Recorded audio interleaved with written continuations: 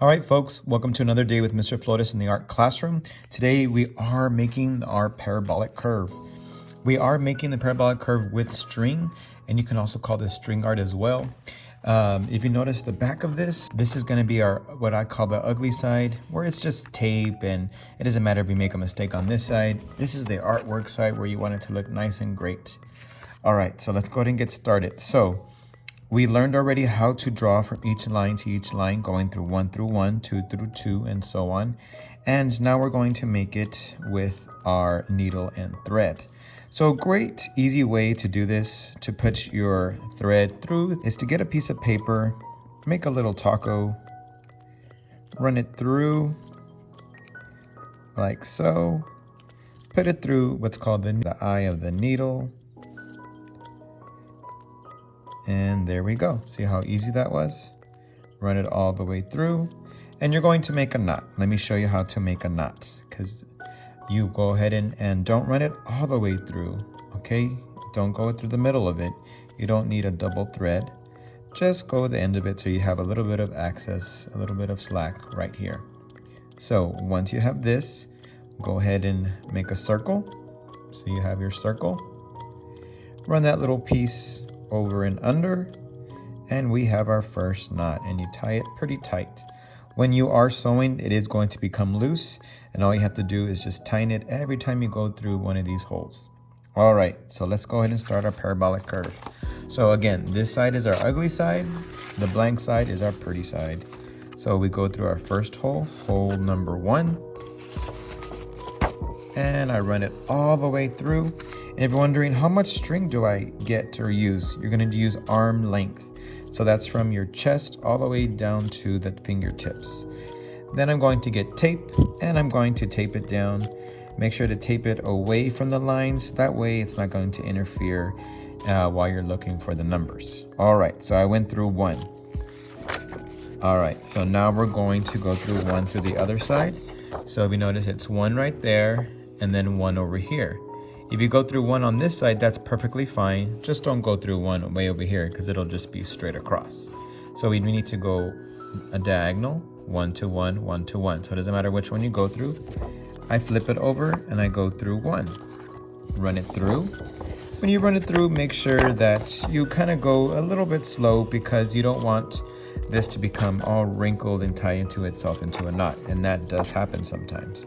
Great, so now I have my first line, 1 for 1. And now it's simple to say, okay, so now I go 2, but I'm gonna show you a trick. Instead of going all the way across, you're going to make it look like this, where it's just going 1 out the other. Let me show you how that works. We're running 1 through 1, 2 through 2, and let me go for our next one, which is 2. And instead of running across, like I was saying, we're going to go to the next one, which is number 2. So I go through number 2, make sure I go kind of slow so it doesn't make a knot. Great, so all this is going to go this way, and this one is going to go that way. So I turn it over, and I'm going to go, can you guess where next? Across. So I'm going to cross right here through number 2 right here, run it all the way, and there we have number 2 already. Turn it over, and guess what? I'm going to go through number 3. But instead of going across, I go to the very next number 3 right here. And for the back side, it's going to go down, down, down, and then left, left, left. All right. Turn it over, and I go across again. I go across from it, run it through, and there we did our 3. All right, I'm gonna go ahead and time lapse this so you can see how it works, because it's pretty understood that I just follow the numbers. The next one will be 4.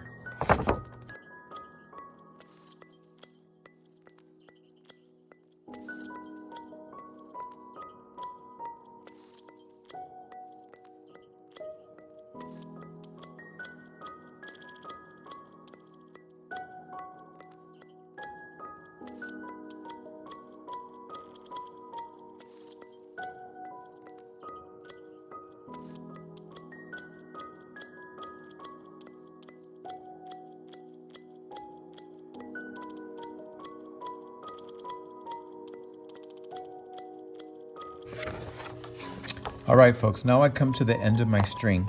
As you can see, I've made my parabolic curve. All right. And now what do I do with this? I have this extra string left over that I can't fit it through the rest. So what do I do with this extra string that I have left over and it's no longer long enough to go to the other side? I simply get my scissors, I cut it,